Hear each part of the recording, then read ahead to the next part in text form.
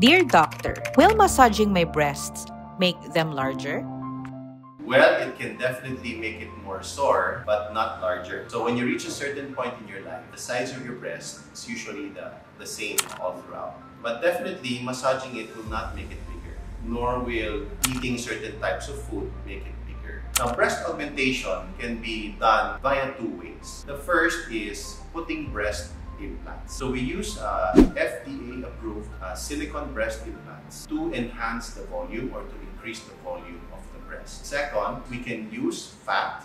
This is what we call fat grafting or fat transfer to the breast. We can get fat from other areas of your body, like maybe the belly, abdomen, or maybe the arms or the thighs, and relocate it so that the breast has more volume. Of course, you'll have to have your assessment first. You can go to the Medical City South Luzon and ask us about it today.